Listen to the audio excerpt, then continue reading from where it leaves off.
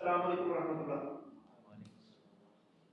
Tenses की series का हमारा जो आज का टेंस है that is future continuous tense.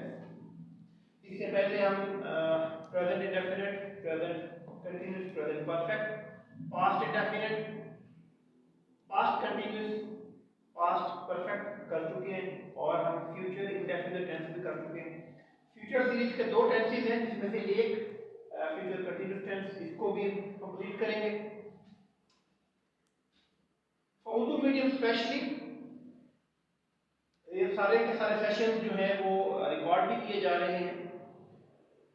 Urdu figure से अगर हमने फ्यूचर कंटिन्यूअस टेंस की पहचान लेनी होगी तो हम देखेंगे कि हमारे पास जो उर्दू सेंटेंस है, उर्दू फिक्रा है, उसके आखिर में कौन से स्पेसिफिक वर्ड्स आ रहे हैं।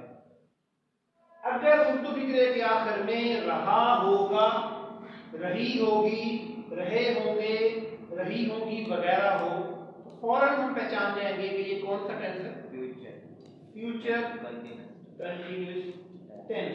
फेल मुस्तकबिल जारी, रहा, रही वगैरह से हमें अंदाजा होता है कि ये जारी टेंस है। ऑन द अदर साइड जब हमने इसको इंग्लिश में ट्रांसलेट करना है तो हमने सेंटेंस के एलिमेंट्स को देखना है या सेंटेंस का स्ट्रक्चर देखना है। सेंटेंस के स्ट्रक्चर में सबसे पहले क्या होगा, इंग्लिश साइड पे सब्जेक्ट देन हेल्पिंग वर्ब। इस टेंस के दो हेल्पिंग वर्ब हैं, विल बी या शैल बी। देन वर्ब आएगा और आईएनजी वाली फॉर्म जिसको फोर्थ फॉर्म भी कहते हैं वो आएगी एंड देन ऑब्जेक्ट मौजूद होगा। हम उर्दू में इसकी बहुत सारी मिसालें ले सकते हैं। एक मैंने यहाँ पे सामने लिखी है, लड़का स्कूल में काम कर रहा होगा, मजदूर खेती बाड़ी कर रहा होगा, मैं खाना पका रहा होगा एंड सो ऑन। सर हमने इसको इंग्लिश में ट्रांसलेट करना है तो इंग्लिश का स्ट्रक्चर हमने या इसके इंग्लिश के एलिमेंट्स यहाँ पे नोट किए हुए हैं। इस सेंटेंस के अंदर सब्जेक्ट कौन है, लड़का, तो क्या बोलते हैं बॉय। उसके बाद हेल्पिंग वर्ब तो यहां पर आएगा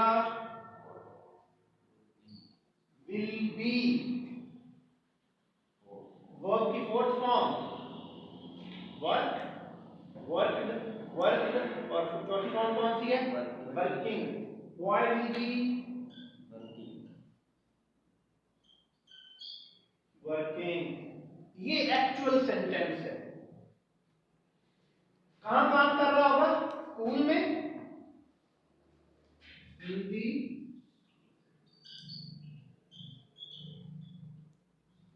school.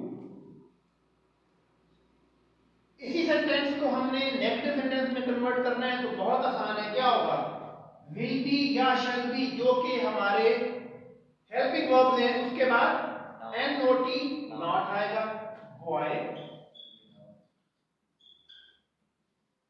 Will not be working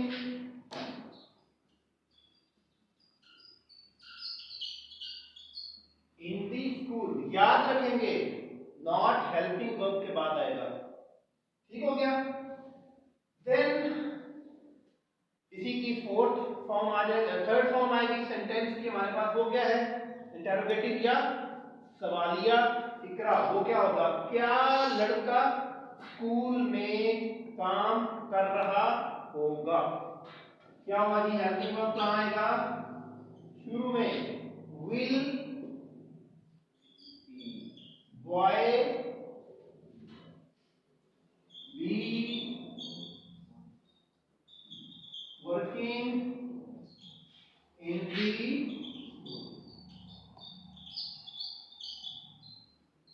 और आखिर में क्या है, क्वेश्चन मार्क जरूरी है।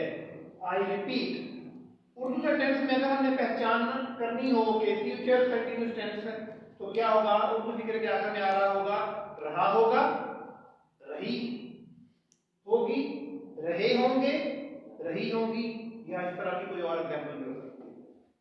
उर्दू में इसकी मिसाल, लड़का स्कूल में काम कर रहा होगा, मैं खत लिख रहा हूँगा, किसान खेतों में काम कर रहा होगा।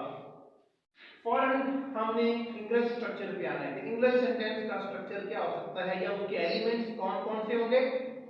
सब्जेक्ट होगा, हेल्पिंग वर्ब, दो हेल्पिंग वर्ब है, विल बी या शैल बी, आईएनजी वाली fourth form, and then object.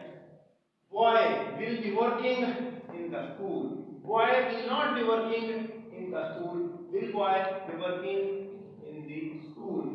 सादा ये नेगेटिव सेंटेंस है, उसके आखिर में फुल स्टॉप, और इंटरोगेटिव सेंटेंस के आखिर में क्वेश्चन मार्क लाजमी है। कोई क्वेश्चन?